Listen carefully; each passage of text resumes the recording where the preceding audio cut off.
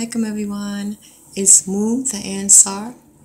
The other night, I was on the phone with someone and I was asked about a very popular story within Islam, and she, and I'm sure thousands of other, millions of other people have quoted throughout the years, and that is the story about the Prophet alayhi salam was supposed to. The story goes that he used to walk by this Jewish woman's home like every day, and she would like curse him, throw garbage on him, all kinds of stuff, and he would just keep going that way. And so one day he went past and she was not there.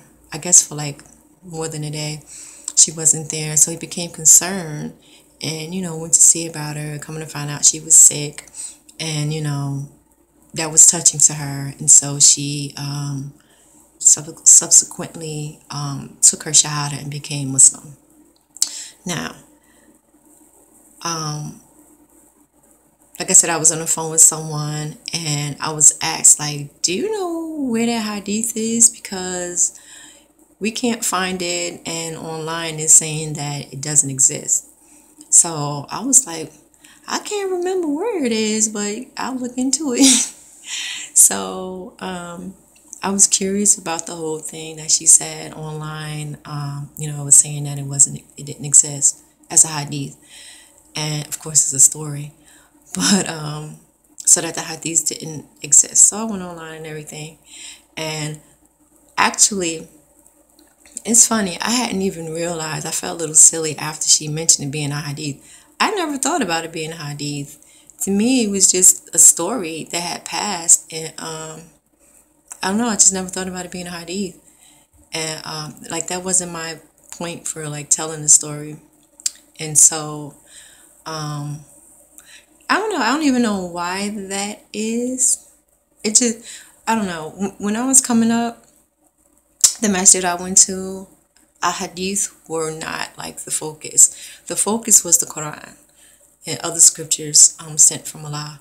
So, we didn't quote hadith. We quoted surahs and we quoted ayat, and we quoted, like from the Quran and from At-Torah, which, was from the Prophet Moses, alayhi salam, and, we quoted from the book of Psalms and stuff like that. So from messengers of Allah. And we did not distinguish between any of the messengers of Allah, as Quran, Surah Al-Baqarah, the second surah, 286, I want to say, ayat commands us to that we don't put any messengers of Allah over another. So, like I said, it was just a story to me that like it was believable, and just stuff that I know about the Prophet.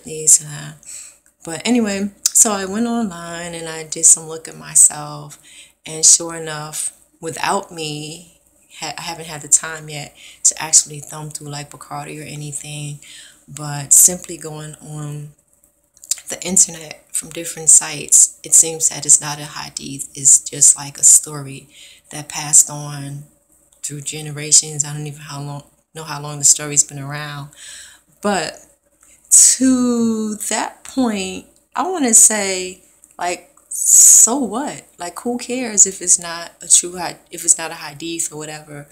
There are mounds and mounds of hadith that do attest to the kindness of the Prophet alayhi salam, and his good nature, and the way that he treated his wives, and the way that he treated people, that we can go on the Quran that tells him how to be, and that gives a prescription for the rest of us how we should be.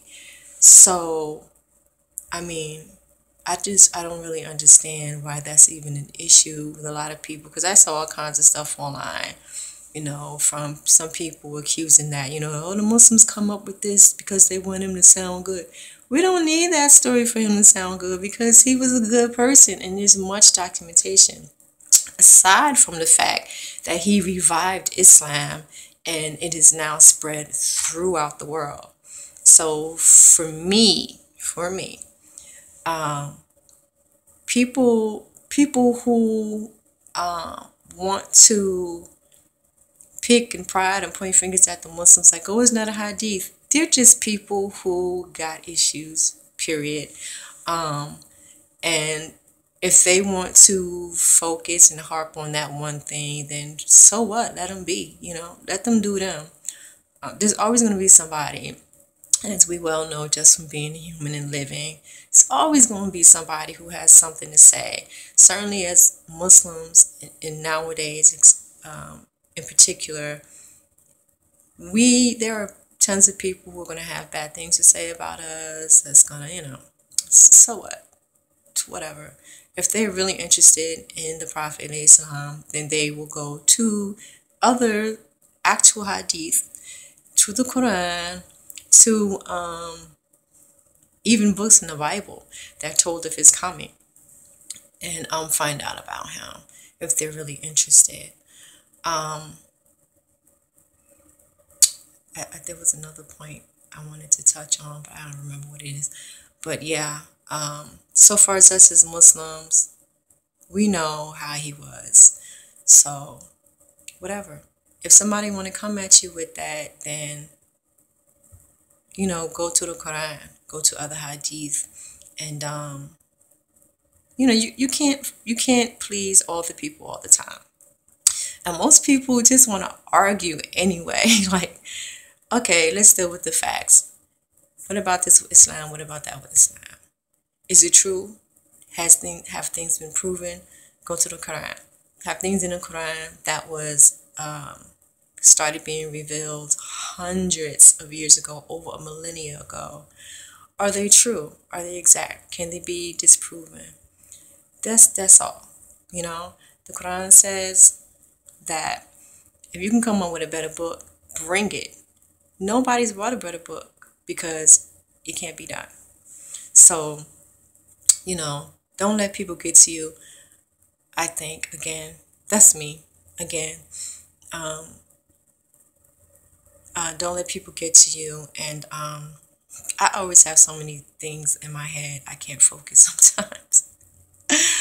But, yeah. Okay. Assalamu alaikum. Have a good day, inshallah.